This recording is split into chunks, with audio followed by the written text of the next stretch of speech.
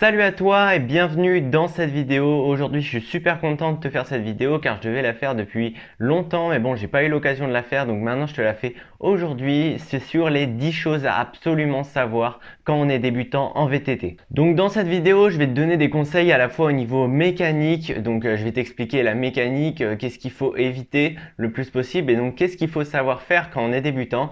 Je vais aussi te donner des conseils pour optimiser tes performances en VTT. C'est ça aussi le but de cette chaîne YouTube. Et je vais aussi t'expliquer quelques petites techniques de pilotage qui vont te permettre d'être beaucoup plus rapide quand tu vas pratiquer le VTT. Donc n'hésite pas à rester jusqu'à la fin de la vidéo pour tout connaître. Et du coup, si tu es débutant, c'est nickel, tu es tombé sur la bonne vidéo parce que je vais entièrement te guider. Et du coup, tu vas pouvoir éviter certains problèmes dans la pratique du VTT. Quand on commence du coup à pratiquer le VTT, on tombe sur des problèmes des fois, ou des fois on a du mal à s'améliorer, des fois on est en une panne mécanique en pleine sortie. Du coup, je vais t'expliquer tout ça dans la vidéo, comment éviter tout ça et comment remédier à tous ces problèmes. Allez, c'est parti, on part sur les 10 choses à absolument savoir quand on débute le VTT. Premièrement, on ne part pas sans avoir préparé son sac de VTT. C'est vraiment très important. Ça, c'est déjà, voilà, avant qu'on commence notre balade, avant qu'on prenne notre vélo.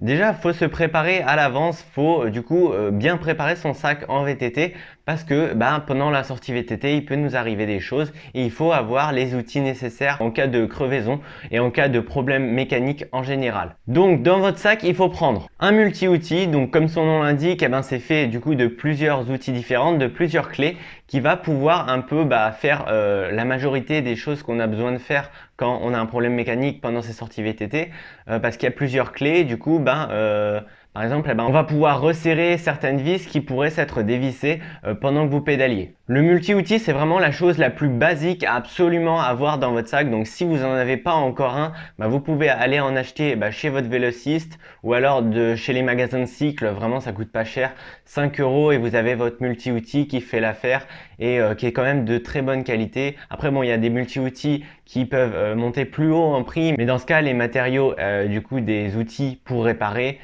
sont plus solides et du coup, ils vont vous durer plus longtemps. À vous de faire le choix. Après, ça, je vous laisse. Deuxième chose à prendre dans son sac, c'est une chambre à air et une pompe. Ouais, c'est mieux d'avoir une pompe parce que si on n'a qu'une chambre à air, on peut rien faire avec. À moins qu'on croise par chance quelqu'un sur le chemin qui a une pompe, on va pouvoir rien faire et on va rester sur place ou alors on va rentrer chez nous en poussant le vélo.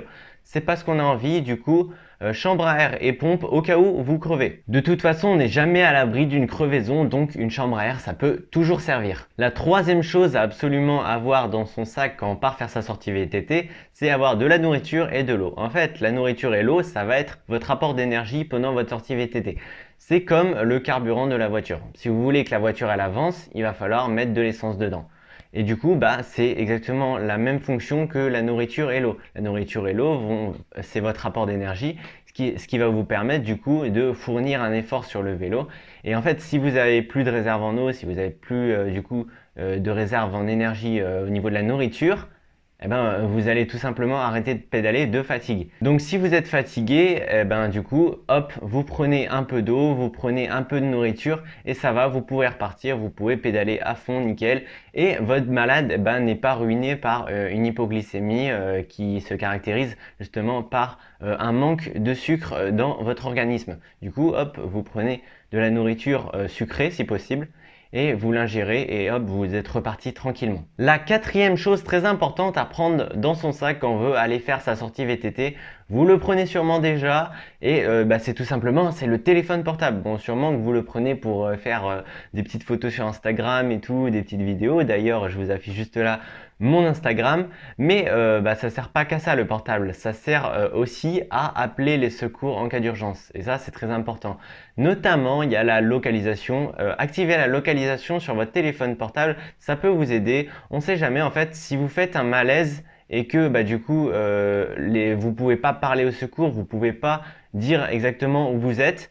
La localisation de votre téléphone va permettre au secours justement de vous retrouver dans la forêt.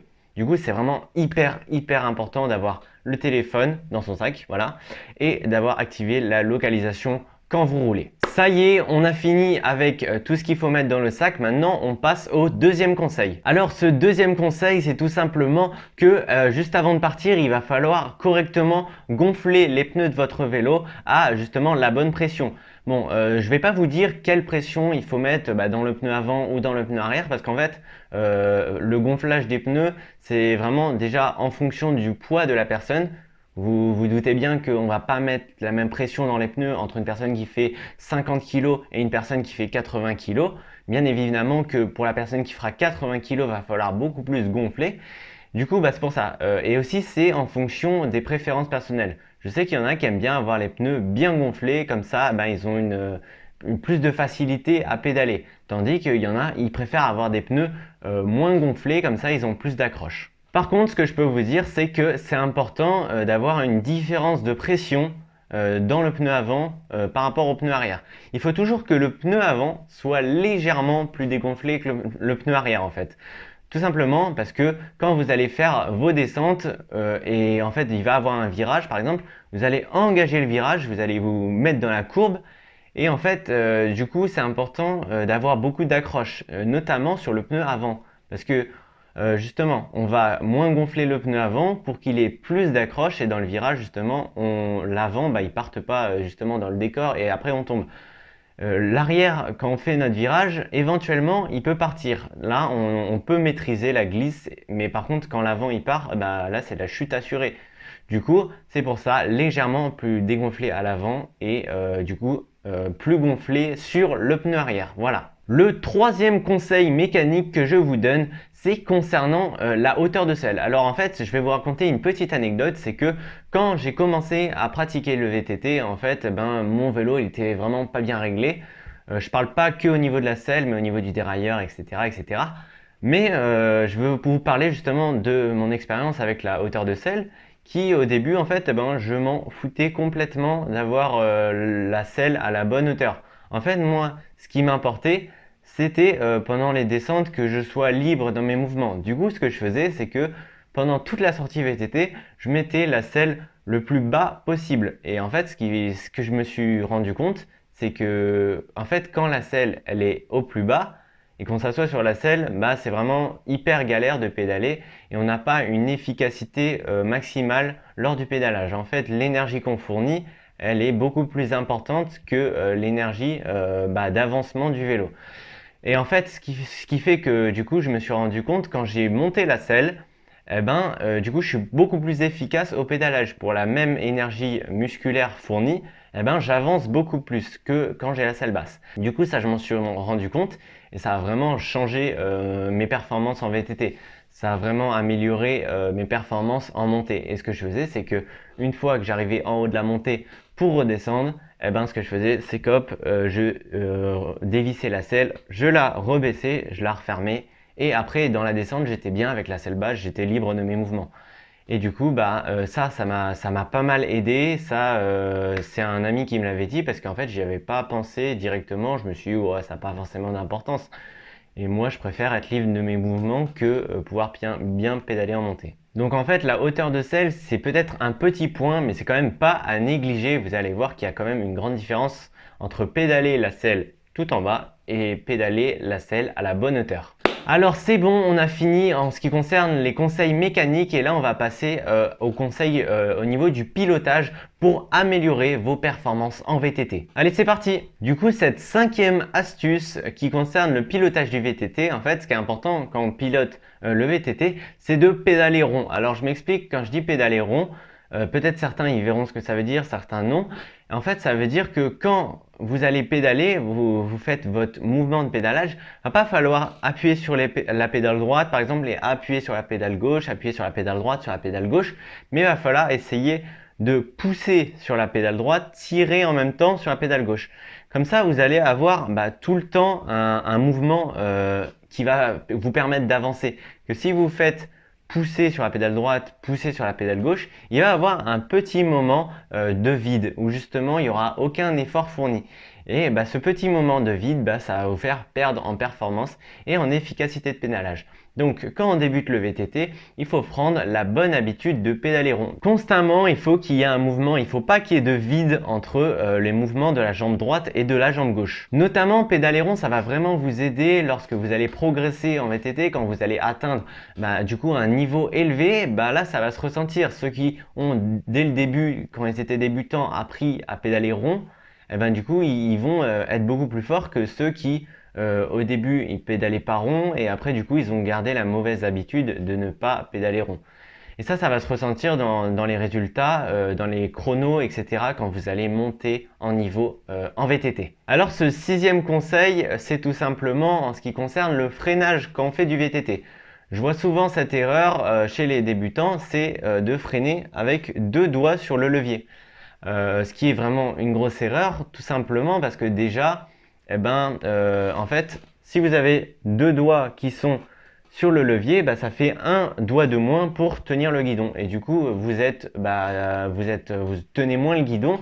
Et quand il y a beaucoup de choc et tout, vous avez plus de risques du coup que votre main elle glisse du guidon et qu'elle tombe. Mais ça, c'est un petit désavantage. Mais le plus gros désavantage, c'est tout simplement que si vous freinez avec les 2 doigts, vous allez être beaucoup moins précis que si vous freinez avec un doigt. Donc en fait, le conseil, c'est de mettre qu'un doigt sur le levier de frein du coup pour freiner.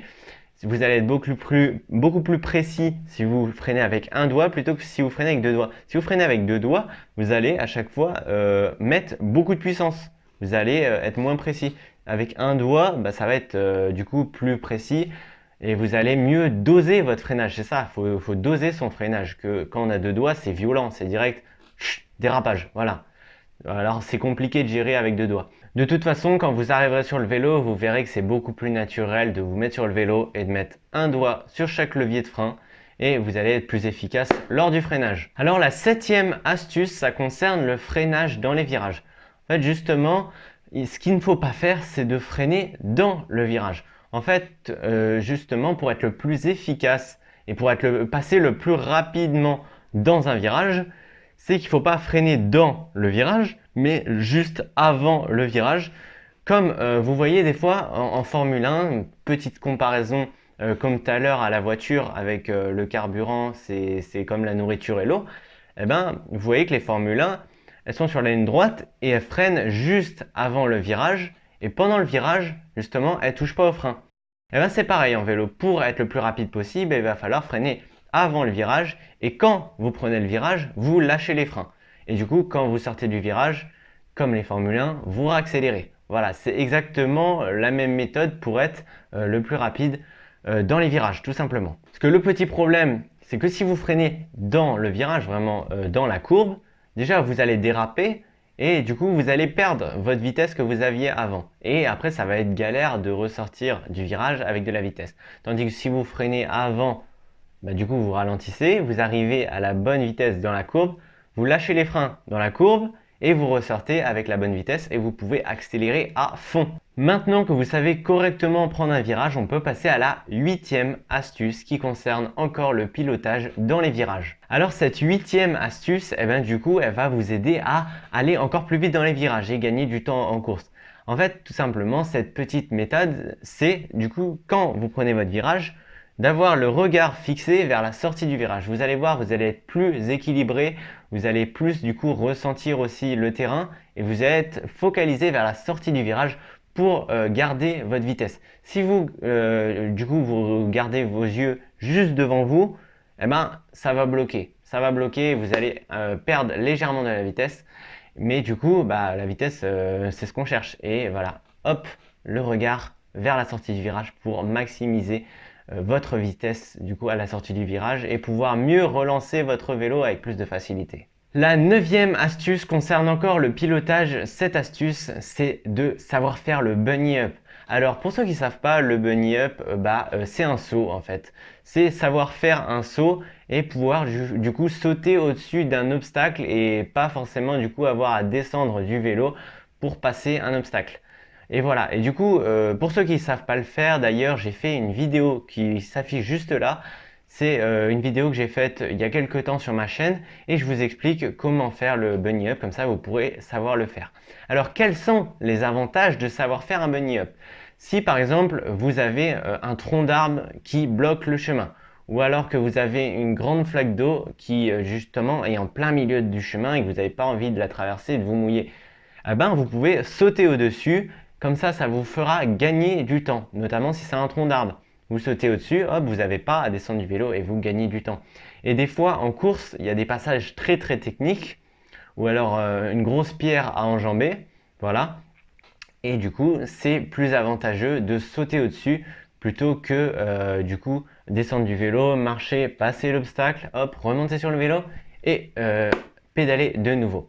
Du coup, ça, c'était la 9e astuce. Alors, la dernière et 10e astuce, si tu veux vraiment progresser dans le domaine du VTT et que tu veux réellement t'améliorer en ce qui concerne ton pilotage, en ce qui concerne la mécanique, en ce qui concerne tes performances physiques, c'est de t'abonner à ma chaîne YouTube pour ne plus rater aucune vidéo.